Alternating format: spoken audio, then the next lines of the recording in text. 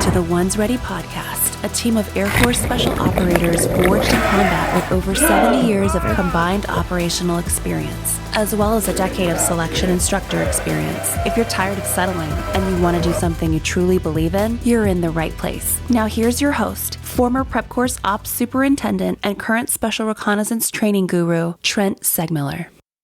All right, everybody. Welcome back to Ones Ready. You're in the team room. Today, we're going to be talking about something that's happening a little bit right now, and it might be implemented on a larger scale basis in the future. That is the Special Warfare Open Enlistment. So we're going to discuss how that affects you, what we think about it, and how to get your mind right for what's coming down the pipe your way after you enlist. But first, as always, we just want to say thanks. Thanks for going on to YouTube, to Apple Podcasts, to Spotify, and everything else like that. I've been told that my Spotify playlist, though, is for your parents and grandparents. So go ahead and get them on there to subscribe to my awesome 90s playlist. So they'll love it. You might not like it. It's not for the kids. We couldn't do any of these things that we're doing without our affiliates, right? So the affiliate we're going to talk about today is Eberly Stock. So I'm one of those guys, and I've heard this story a few times about the exact same kit. I ran my Alice pack until the day I got Eberly Stock. And I'm one of those guys, I don't get new gear. I don't like new gear. I don't like new things. I get my old gear and it fits to my body. It smells like me. It's old and it's nasty and I love it. How did Trent become like the oldest guy? Like his music isn't for the kids. Now he's like, I don't like change. Yeah. I don't like change. It is what it is. But if you get back to Eberly Stock, like one day I walk into my office and one of the guys had bought Eberly Stock packs for all of us. And I'm like, I don't like new crap. And I put it on and I put some weight in it. And I all but threw my Alice pack away. I was like, this is the business. So I use it. I know a bunch of the other guys use it. I wouldn't push it so hard if I truly didn't believe in the company. They're veteran owned. I got some of my friends working out there that they're good people. So if you want the best bags and gear around, check out Eberly Stock, eberlystock.com, and go ahead and throw in the Ones Ready code for a sweet discount. So now that we got that out of the way, much love to Eberly Stock. We love you guys, but we're going to move forward with the SWOE. So when we talk about the Special Warfare Open Enlistment, what we're talking about is you will no longer potentially, and we're doing this on a small scale. I'm sorry, it is what it is. There's a lot of change right now, but you could go into the Air Force with an open Special Warfare contract. And that means is you will not be tagged with the PJ, CCT, SR, or TAC-P, AFSC before you join. You will join, and then once you get past BMT and you get into prep, we're going to start looking at you and we're going to start assessing you psychologically, physically, everything else to get you into the right place within special warfare. So this is going to change everything quite a bit. So the first thing we did was we made all the standards the same. So all the AFSC standards coming in the door are the same. And then now we're going to bring you all in together and then we're going to move you all around and put you in the right place. And obviously, I think you're still going to have a say a little bit, especially if you're a performer on where you go. But that's what we're going to be talking about. So when I say SWOE, Peach, and I just go over, imagine joining Special Warfare Open Enlistment. Like, what is your first reaction to that? And how do you think that you would deal with that coming in new? Well, admittedly, I'd be a little bit hesitant at first. Yeah, I almost feel like we need to take like a breath for everybody that you just hit with a hammer, right? Like the people that are listening right now, that is such a huge change that's coming down the pike. I feel like we just need to have just a quick moment where everybody collects themselves, because collectively I can feel the feelings, both from the operator side and from the guys and gals that are getting ready to get in. I have to imagine you just hit them with the knowledge nuke of a lifetime. So, man. Yeah. And I've been getting these questions for like at least a couple months now, because I know that there are people that have been putting it out. Yeah. It's been implemented already from some of the people, and they're saying, the recruiters are telling people, hey, you might be going to this soon. Like, this might be coming down the pipe.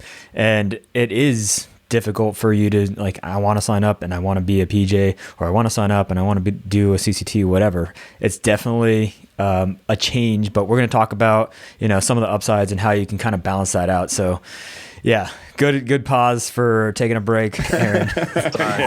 Good call, man. Okay. All right, everybody. Hey, we're going to get through this together. This is us in the team room. We're going to do it. So Peach, man, break us off. What are your initial feelings? Well, initially I'd be probably a little bit hesitant or a little bit pissed off about it, I guess, if I already had something going on. But as somebody who's just been in for a while and doing it, and especially where special tactics is at now, or special warfare is at now, I think you'll find that we all end up in the end on the same team, doing the same mission sets, supporting the same people, same training, same gear, same opportunities. And I think this has been a long time coming, and I wouldn't get, like, knowing all that, and I know that's easy for me to say on this side of that assessment and selection in the pipeline, but I think you'll find that it's still going to be rewarding. You still could end up getting exactly what you want. It doesn't mean that you're not going to be a PJ or CCT or an SR or anything like that. It's just the aperture is somewhat open, and I think it's important that, and I'm sure you guys are going to dive into this, Trent, but how these guys are being selected for whatever particular job. But just at least initially, I'd be upset about it. Knowing what I know now, I think you'll find that it's not going to be any different, because we're all operating on the same team at the end. So. Right, and I think this is a new thing for special warfare on the Air Force side, but this isn't unusual for the military, and especially for the soft side. At all. This is actually the standard for everybody else. Right, but I mean, I can imagine where some of the young guys out there are right now, and I just want to throw it over to Brian and ask like the worst possible question. Like, say you join and you want to be a PJ. You're at ANS and they're like, your hair's not good enough, you're going to have to be SR. Knowing what you know now and where you're at, how would you deal with that? Or what would be your advice for a young guy that comes in and, his limited knowledge and his dreams are crushed, so to speak, or he thinks they're crushed? What's your advice? Yeah, and back to the hair thing, it's always that competition. It's tomato. You got it's a little messed up there today, but I gotta go. So I gotta say, honestly, I just like Peach was saying, I would be a little bit taken back because I joined the Air Force to be a PJ, and that was what I was looking for. But kind of looking down the broader view, because when you're coming in, you're like, this is all I can see right now. This is my whole thing. I think there is a lot of tribalism within, all the different career fields, because that's just how we are. We're like, I'm a PJ. These guys wear a different color hat, so they represent a different thing. So they kind of the competition is always there because everyone's got that mentality. But I think in the end, I would have learned a lot, and I'm sure I would have enjoyed the whole SR career field and being within that scope, because you still get a lot of the same training. There's still the opportunity to help people, and you at very least, if you're going for medical skills in general, then you'd be able to pick up some of that and learn all that within the career field. So it wouldn't be terrible in that. And then if you're still stuck on it, you're already in the career field, you're already signed, stamped, like you're part of special warfare. I'm sure they're going to open avenues for people to continue to transfer over or do different jobs, because like I said, it's kind of a lateral transition at that point. I don't know. That's something that I'm sure are going to work out here in the future. But at the end of the day, they all have awesome mission sets. They're all awesome dudes. And it's really about being a part of the team in the Air Force, because you're going to get treated the same as if you're doing a different career field. So definitely you're valid to be a little bit upset at first, but move on from it and realize that this mission set is what you're signing up for and not just a specific skill.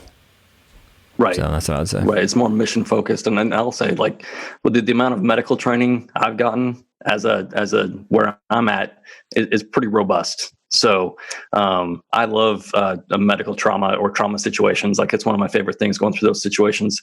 And I'm not a PJ, but I want to talk to Aaron a little bit about it too. And we're not trying to insult anybody's intelligence out there. And we know that you guys are all doing your research. Obviously, you're watching the podcast or listening to the podcast, and so you want to know what's going on.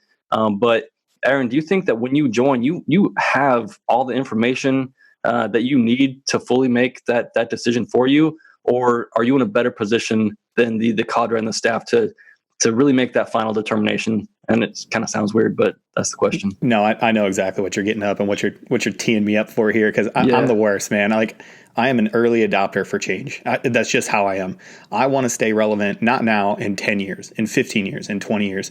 And people are always worried about, I'm going to rant here for a second. People are always worried about a couple different things that I'm going to get into. I'm going to answer your question first, though. Man, I didn't know what I didn't know. Like, looking back on it now, like looking where I see special reconnaissance going, man, if you go back, 18 years to when I got into basic training and special reconnaissance, what I think special reconnaissance is going to be, if you put that back at the beginning of basic training for me, man, I'd have a hard choice between PJ and special reconnaissance. I didn't know what I didn't know. Looking back on it from this side, I had no idea. And there are going to be tons of people. I don't know how many people I was at NDOC with that changed their minds. And yeah, they quit or they left the career field. You can phrase it however you want. But they were like, hey, man, I didn't know that I was going to like being a combat controller as much as I did. I didn't know. Like, this truly was my calling. And I had no idea. You know who does have an idea where you fit in? The instructors at A&S. This move makes a lot of sense to me, because you can actually get evaluated. Right now, what it looks like is if you raise your hand and you say, I want to go be a PJ, you go to A&S and you just had no clue, had no idea. The only option for those A&S guys are like, sorry, you didn't meet the standard, get out. And then they try to move you to one of the other career fields. Well, now with this move, what they could do is they could look at a whole pool of people and be like, hey, man, I know you said you wanted to be a combat controller. Have you ever thought about being a TAC P? Have you ever thought about being a PJ? I think you would fit in perfectly. I think this truly does suit your specific skill set. I think you'd be a great special reconnaissance man, right? Like, I think this gives us freedom to look and evaluate people from the subject matter experts and get you in to where you can best serve and get after that mission. Now, you might not like hearing it. You might not like hearing, you came in to be a PJ, but I want you to be a combat controller, or vice versa. Or you came in to be a TAC P guy. We want you to go special reconnaissance. You may not like that, but those are the subject matter experts telling you, hey, this is what I think you could do. I think this gives us more freedom than it does anything else, especially on the instructor side of it, to say, hey, this is where I think that you could really get after it in the battle space. Again, this is just me being an early adopter. This has kind of been a rumor mill thing for a while, and hearing that we're going forward with the SWOE, the Special Warfare Open Enlistment, I think it actually gives us a lot more freedom, and it gives the people coming in a lot more freedom. Train hard, go in there and kill it. And one of the things that, we talked about just before we got on here was we work in a meritocracy. If there's the ability, I'm going to let you talk about it, Trent, because you're the subject matter expert, but maybe you go in and crush it and you be undeniable. If you want to be a PJ so bad that you earn each breath, then you better go in, you better crush A&S. I see this as a challenge. And that's how I would address it. And I think I just want to piggyback off the things that you're saying right here, just because when I was, in instructor status, we had a lot of guys that didn't make it through INDOC, obviously. And then eventually they're kind of given the option of you can cross train into whatever other career field, or you can, go into the regular Air Force, or some of them didn't even get the option to cross train. So I think if you're already in that pool, it gives people that lateral movement and saves time for everybody. Within that course to be like, all right, here you go. Just boom, you're straight over here. And then, or you go absolutely to PJ, you go straight to here. That way we don't waste time with people being in SAT status. SAT is students awaiting training. It's what you do after you kind of fail out of a course and you're waiting for a different course, whether it's the same one or a different one. But it saves a lot of time for everyone that's going in. And this way you kind of actually get exposed to all the career fields, because originally you would only get exposed to the PJ instructors, or you'd only get exposed to the CCT instructors if you're going that route. So this way you hear all the stories from everybody, and kind of you can see which one you would like to be more like, just based off of their personalities and the type of information that they're going to feed you, because they're going to give you lots of options. They're going to more than you can actually just hear right here, but you can ask them, specific questions straight up. But I think at the end of the day, it saves a lot of time and really helps you make a more informed decision. Well, and I think it helps the new guys coming in to narrow their focus, right? So instead of you joining up to be a particular thing and worrying about, what do I need to read and what do I need to do? Should I be an EMT before I join, and all this other stuff? All that stuff. Holy cow! Stuff that we're going to get you, we're kind of taking that off the table and being like, dude, just train and get here and perform. And then once, like everybody's saying, like once you meet the instructors, once you see how your personality kind of mixes with all the other people, once you really understand the mission sets, that's when those decisions can be made. And if you're a performer, I can't imagine that you wouldn't be able to get what you want, because that's kind of how our entire community works. And exactly. And there were so many guys that weren't able to make it through INDOC because of whatever one certain standard that we used to have, and they had the attitude that we needed. And that is exactly what we're trying to do, is make people that have that attitude and those personality traits to keep them in the special warfare community, and not just fall off to a different kind of community. Because if you're applying for this, most likely you're a quality person. So we want to keep all those people in it. A question then from my end is, and granted, this is probably changing since the course is a living, breathing thing, but is it a certain percentage? And I probably wouldn't dive into specifics on what the percentage is, but then why would you ask, Peach? Well, I mean, because if we say it's the top 20, then next week it's 15, or you know what I mean? Well, so yeah. What would it? So the top percentage, they get to pick whatever they want, or how's that work? None of that, as far as I know, none of that's been determined yet. So this is kind of like we're moving in this direction. We just wanted to get out here in front of it, and that way no one is surprised. We have the best informed listeners out there, so you guys can get your minds right to start moving forward. So at the end of the day, just perform to the best of your ability, be the best person you can be, and even if you end up in a different career field, you'll probably look back in a few years and think that was the best thing that ever happened for you. And if it's not, we're moving towards a place where the AFSCs are less important than the mission sets, right? So whichever AFSC you're in or you end up in, if you're a worker and a performer and you get after the mission sets and you start to cross-pollinate a little bit, which I know all of us have done. I talk about the medical training I've gotten. Talk about the survey school I've been through. Some of the other training that I've gotten with some of the combat controllers and the TACPs, we all kind of end up in the same place, getting after the mission sets in slightly different ways. So I don't think it's that big of a deal, and it allows people to focus and just work your hardest to get to where you need to be and focus on the mission. And I think that's really what is at the root of all this, is that we're focused on the mission as opposed to having all these little tribes of dudes with different colored hats, puffing up our chests and talking mad crap, which we'll still do. And I want to pause there, man. Like people jump to these wild conclusions like, oh, it's the death of pararescue. It's the death of combat control. Oh, listen, if you guys want to be completely irrelevant, then focus on the past. If you want to evolve and become somebody that's a lethal warfighter, man, let's go forward together. That pararescue has a rich history. So does combat control, special reconnaissance, is SAUT before it. Like there's a rich history, and we're not discounting any of that with any of these moves. And guys kind of like make this binary choice where they're like, well, it's all one career field now. Now we don't even have any history. No, absolutely not. We get to be part of history moving forward. With of course we stand on the shoulders of giants. Of course, Pitzenbarger is still going to be a name that people that do personnel recovery, they look to that archetypical sort of PJ guy. This doesn't affect any of that. It's just moving forward because we're doing global access, strike, and recovery as mission sets together as combined teams. So why not start out together as combined teams and go forward? Again, this is me being an optimist or an early adopter, but I'm like, man, that makes a ton of sense. Let's get the right person first and then get them into the right job second. That's all this is. Right. And if you possess the characteristics for one of the AFSCs and you get picked up, the odds are that you're just going to be a good operator regardless. And I kind of want to get Peach's strategic level take on this, the whole special warfare concept and kind of where we're going and where this came from, and the positive changes that we're moving towards, and kind of where you see all of these changes going in the future, just so kind of people have a frame of reference for why we're doing what we're doing and where it's going to end up at. Man, Chief. So strategic level. Hey, there's a banger out. Yeah. Careful. Did I not warn you for this one? Sorry. No, you didn't warn me on that one, so I didn't formulate a answer. But understand that where I work right now is I don't think of Air Force. I don't think of Navy. I think of everybody as a special operations community, an enterprise.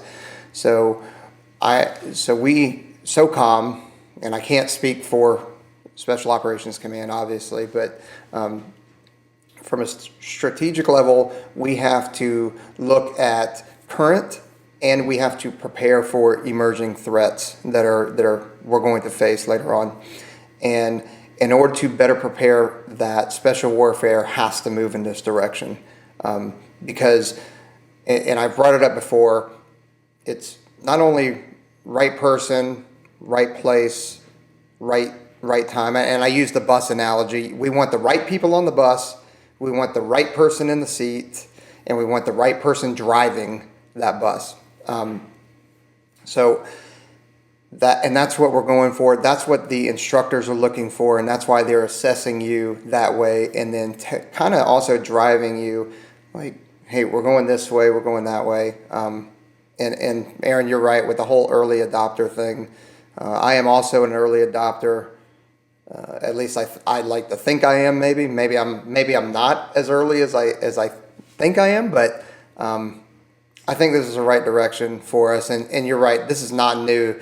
The other soft communities, Navy, Army, they do this as well. We're just a little late to the party, if you will. Yeah, and the Air Force wasn't even a thing until 1947, right? So while we are innovators and we are on the leading edge for a whole lot of things, there are some things we're lagging behind, and this is a step to get on par with our joint counterparts, and we can say everybody, like, imagine the team rooms where we can finally all look at each other and go, hey man, we all went to the same selection. That takes away about 45% of the crap talking in the room. I get it. But holy cow, like the efficiency that we're going to build in by looking for those right people, using the great data that we've got from ANS on how to pick up the right people with the right personality traits and get them performing in the right mission set. Because that's the big thing here is it's mission sets. People need to stop focusing on AFSCs and talk about mission sets. What can we do for the larger enterprise? And this is just a step towards those things. Trent brought it up earlier, but it's really funny. Like, imagine for a candidate that's about to come in, imagine not having to study anatomy and physiology because 2 years down the road you want to be a PJ. Imagine just being able to train for selection. Like, of course you're going to have your preference. Like, yeah, I'd like to do the recovery mission set. Well, like we talked about on the podcast we just did with our JTAC, guess what? I have JTACs on the personnel recovery troop. So guess what, man? You're going to get to do that mission set from any one of these. And you essentially opened up your ability times 3 to stay in the special warfare career fields if you'd like to. So, yeah, I don't know. But it also goes back to, hey, if there's work that needs to be done, it doesn't matter what your job is. Nope. Doesn't matter if you're a PJ, controller, SR, TAC-P, you're one of our armors, our vehicle maintenance dudes.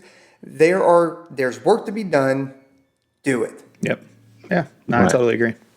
This is where I want to go instructor on all the good guys out there. If they're saying anything negative, and be like, my AFSC was just changed, so suck it up. Yeah, you have no say in it. No say. And listen, man, like, I mean, this might be a hot take, or it might rub some people the wrong way, but if you want to go the way of SWOE, continue to be irrelevant. Don't evolve. Because that's what happened, right?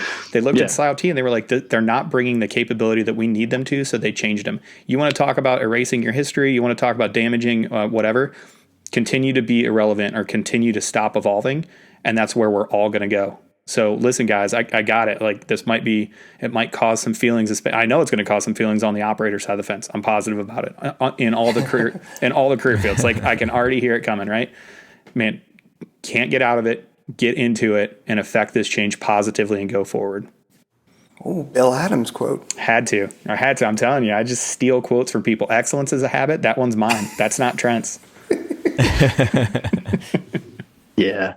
So, yeah, I just want to go into a little bit. Like, when you're going through the selection process, no one is sitting there with their hats of different colors, being like trying to snag up students or anything like that. We're objectively assessing the students.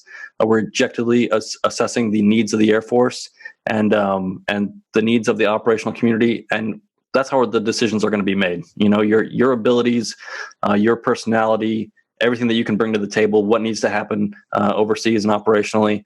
Those are how these decisions are made. I'm not going to walk into an ANS and start kicking down doors and being like, all these dudes are SR dudes now because I said so and on whatever else. First of all, I couldn't do it. But what, you couldn't physically kick a door in? Oh no, I don't have enough of these things to do anything. But just like when I was at the 2-3, like everybody assumes that we fight or whatever it is, or maybe they do and maybe they don't. But like we all get along and we all understand each other's mission sets and skill sets and what we're doing, and we're all trying to look out for each other. And we're a single community now, so to speak. So it's going to work out, I think, for the positive in the long run.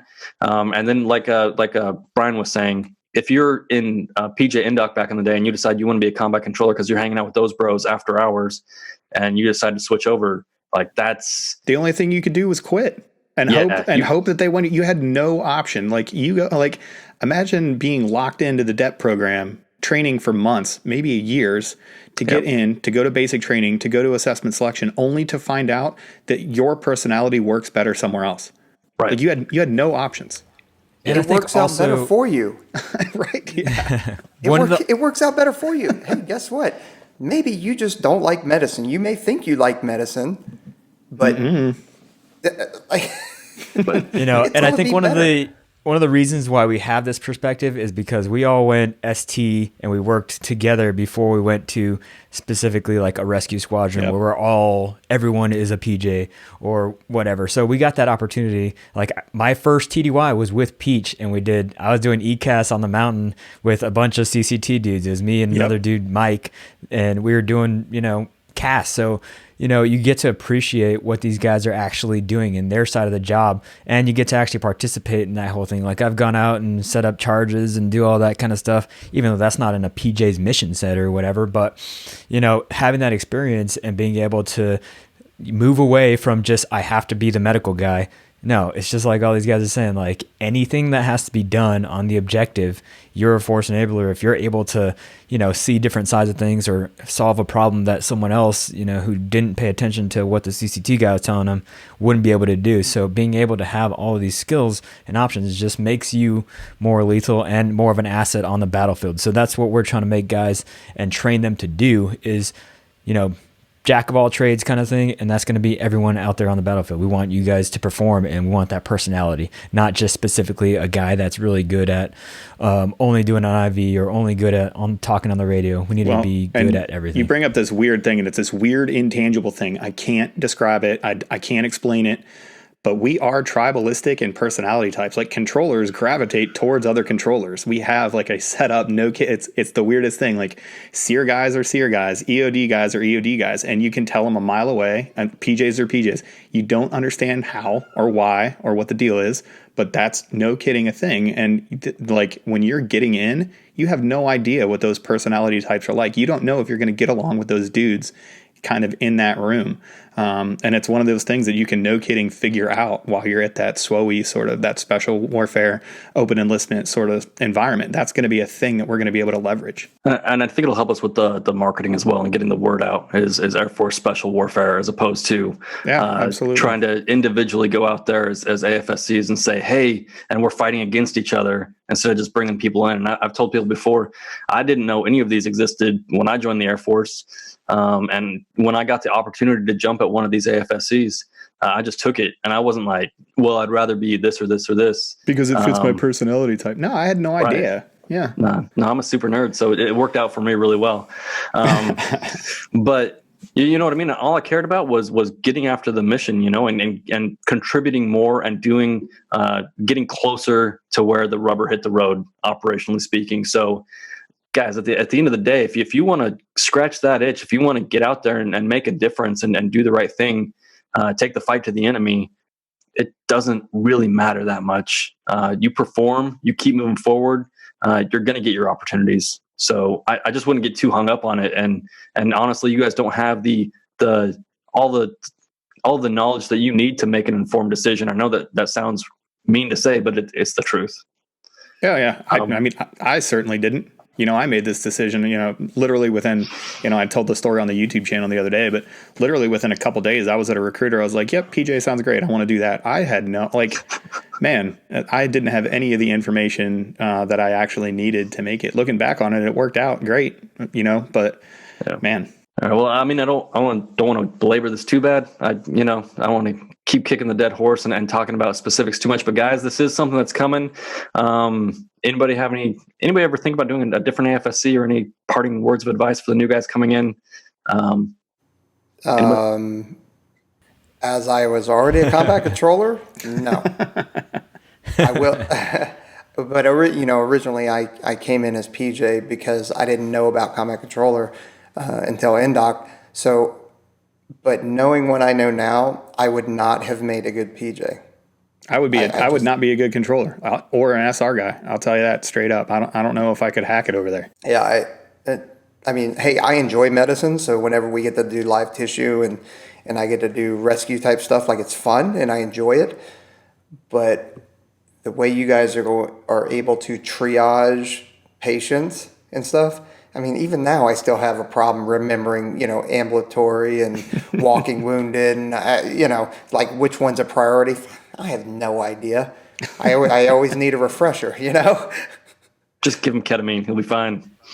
Yeah, and I think pretty solid. One of the big things that I used to tell guys back when I show my beret, be like, hey, this is a hat. This is obviously the only reason that this has any meaning to it is because of those people that have done before. And again, we're not losing our heritage, just like Aaron was saying. We're not going to forget about all those people that came before us. We stand on the shoulders of giants. We're going to remember and learn from all the things that have happened in the past. And the reason why the beret at any color, whatever it is, has any meaning is because those people that came before us, the amount of time you put into, becoming and focusing on the mission, the time you've sacrificed with your family, and you're going to sacrifice, you're still going to do that, and sacrifices that are going to be made in the future in order to make the mission actually happen. And that is really what is going to make you, look back on your career and be like, this was totally worth it no matter what. And the last thing that I want to say is, people, no matter who you are, eventually you're going to cross-train, because you're not going to be able to do this for the rest of your life. You're going to have to figure out something else